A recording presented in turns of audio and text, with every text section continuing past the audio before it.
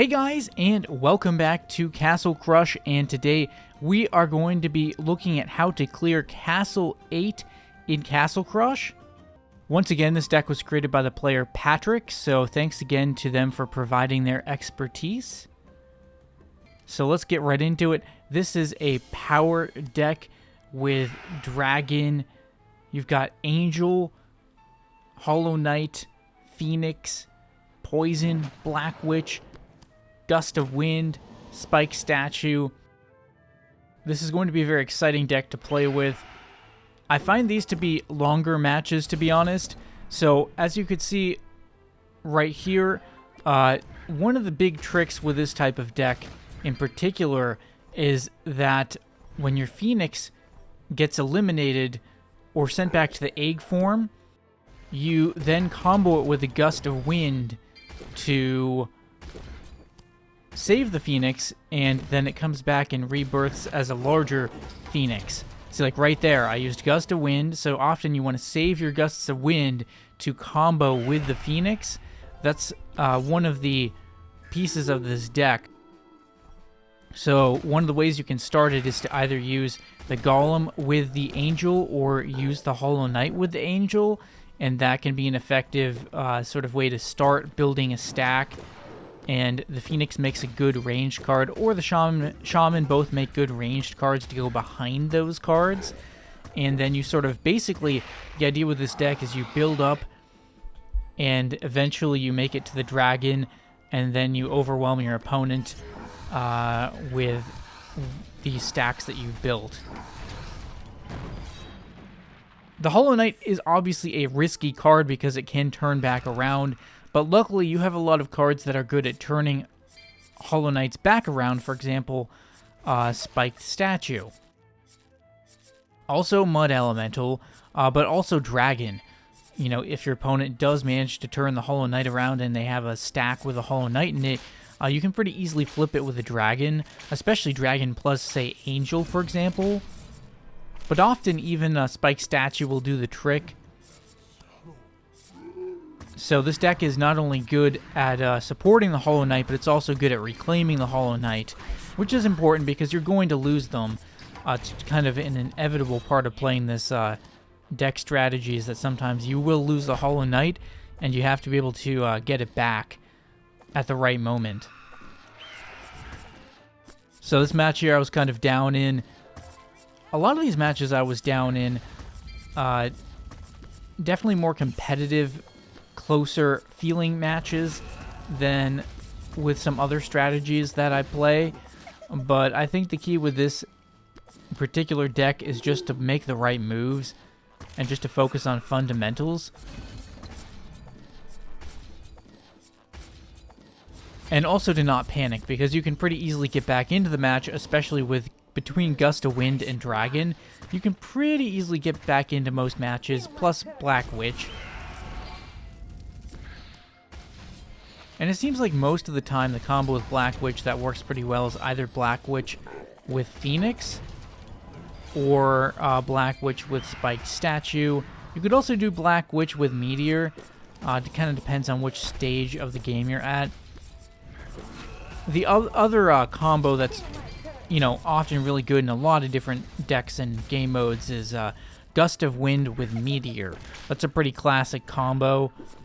You basically blow them back to their castle, and then you place the Meteor on your opponent's stack right as you blow it back to their castle so that it catches their stack, and it catches their castle and does damage to their castle as well. That's a very potent combo. So this match really, the opponent fought pretty hard here, but eventually we were able to overwhelm them and get things turned back in our favor. Again, more so than the rushing deck, this one is a little more, you know, can be a little more reliant on castle levels.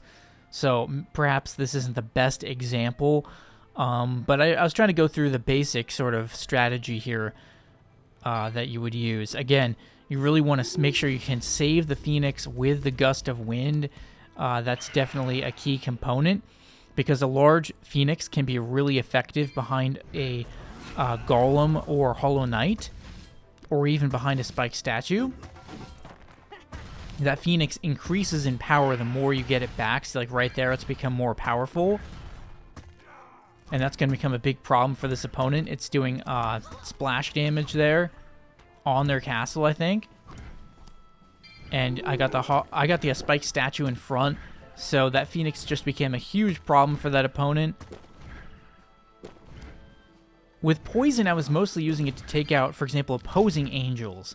You know, if my opponent is using a power type of deck of their own and they're using angel, or they have a rushing deck with Reaper, you can use the poison against Reaper to kind of destroy a rushing deck, and it will work usually even if they have protection, I think. So from that perspective, it's very effective. You can also use Gust of Wind with Meteor. That combo can be good against rushing decks. Spike Statue can be a good counter against rushing decks.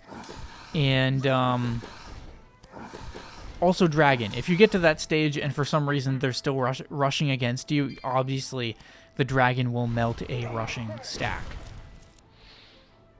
So, I know I'm not really commenting so much on these specific matches, but it's really more, I was trying to provide some tips and guidance about the actual strategy and the types of decks you might encounter in this particular castle, or that I encountered. I encountered a lot of similar types of decks, actually. I still encountered rushing decks. You're pretty much always going to encounter rushing decks in most upper castle tiers. There's pretty much always people playing rushing decks, so it's good to know counters against rushing decks no matter what castle, especially upper castles you're playing in. So here again, you can see using the Phoenix behind a spiked statue there. Do not underestimate the Phoenix. It's kind of a weak card at first, but especially if you grow it, it can become quite potent. Right there, unfortunately, you can see I missed it, and that really didn't do me any favors. You really got to keep those Phoenixes alive if possible. You got to time it right so that when they hit it into the egg form, then you combo with the Gust of Wind, get it back to your side, and then you can rebuild your stack around a bigger Phoenix. And that kind of put me at a disadvantage here. I lost control of the bottom lane partly because I lost that Phoenix. Luckily, I was able to use the Gust of Wind Meteor combo there to flip most of it back in my favor. And then we just start rebuilding. I lost the middle lane, but here again you can see Dragon is useful for flipping back Hollow Knight. And then we have the Black Witch to deal with the Dragon. It's really about, focusing on fundamental plays with this deck. You got to be good with the counters and the value plays, especially, getting rid of things with Black Witch. Those are usually high-value plays if you pull them off. High-value combos, the Gust of Wind with Meteor can be a high-value combo. And, yeah, poison can be a little tricky because it can be very easy to misplay poison, I think. But you have to kind of wait for the right matchups with poison. And it's typically, for me, I was finding it to either be an angel or a reaper. Or skeletons too, but I wasn't running up against... in these castle levels, you're not going to see many Skull Queen decks. Because I believe the Skull Queen isn't unlocked until the next castle. Or certainly not in Castle 7, you don't see them. I wasn't seeing many in this one. I suppose in theory you could see a Skull Queen deck if the opponent had dropped down castles. But if for some reason you did, you've got Poison, you've got Spike Statue, and you've got Phoenix. So you could probably still handle it. That's another spot where Poison could be used against the Hollow Knight as well, or against Necromancer right there. Did see some Necromancers, but Necromancer isn't really the strongest meta, so I didn't find that too difficult to deal with as long as you take out the Necromancer in a timely manner. Right there with Meteor, I was able to get back a little bit of my stack. This one I was just grinding down my opponent, but then getting that Mud Elemental in there at midfield was just too good of a value. Too strong of a value right there. But then they came back with this dragon. I was like, well, we're going to ignore that dragon. You know, dragon with giant growth, it's a slow card. I'm playing from midfield. They're working from their castle. So I was like, I know I can get in there faster than they can get to my castle.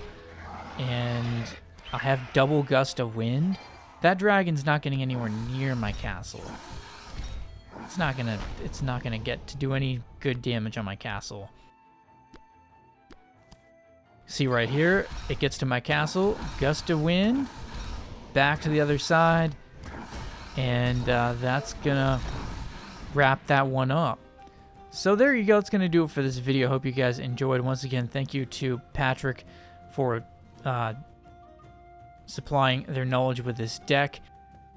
And I hope you guys found something useful in there. I don't use power decks that much, but I hope I was able to explain it somewhat reasonably well. If you have any more questions, you can leave them in the comments. And yeah, so leave a like if you guys enjoyed, and I will see you in the next video. Thanks for watching.